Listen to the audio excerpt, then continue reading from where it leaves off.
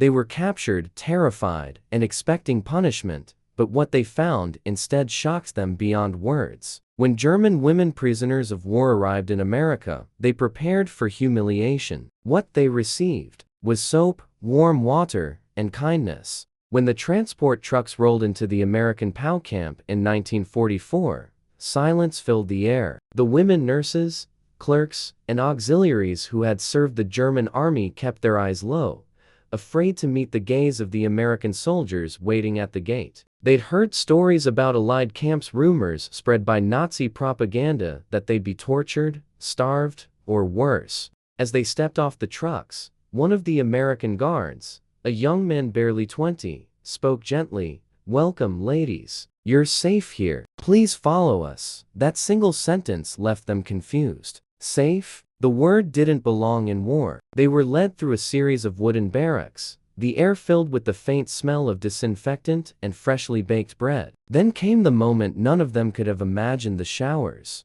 Inside a long building, steam rose into the air. Rows of shower heads lined the walls. A woman soldier handed them bars of soap, real soap, and clean towels. Many of the German women froze. They looked at each other, wide-eyed. Some trembled, clutching the soap as if it were a weapon. They remembered other camps, other rumors. The word showers meant something else entirely in wartime Europe. One woman whispered, "Is this real water?" Then one brave woman stepped forward. She turned the handle, and a stream of warm water poured out. She flinched at first, but then slowly, her shoulders relaxed. Others followed. Soon, the room filled with the sound of running water and the quiet sobs of disbelief. For the first time in months, some in years, they were clean. The dirt and fear of the front lines washed away. The soap smelled faintly of lavender. One woman, Helga, later wrote in her diary, "I cried that day because I remembered I was still human."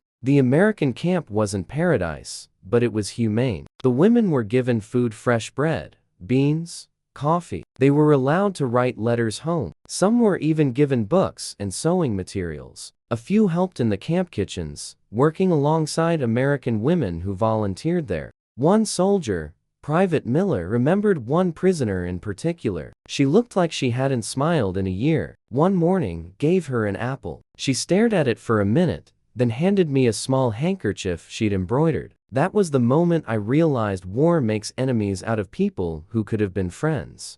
Over time, mutual respect began to grow. The German women learned English, sometimes laughing as they tried to pronounce new words. American guards were surprised to many expected hatred or arrogance, but found grace, dignity, and even gratitude. Months later, when some of the women were finally released and prepared to return to a devastated Germany, they left behind notes, flowers, and small gifts for the Americans. One letter read, "You gave us back our names. You treated us like people, not prisoners. I will never forget that the first time I felt clean again was in a camp of my enemy." Years after the war, many of those women told their children about that experience, not as a story of capture, but of awakening. The day they showered in an American camp wasn't just about soap and water. It was about dignity, mercy, and the small kindnesses that survive even in the darkest times. They came as enemies. They left as humans who had seen both sides of war and learned that compassion, sometimes, can be the greatest weapon of all.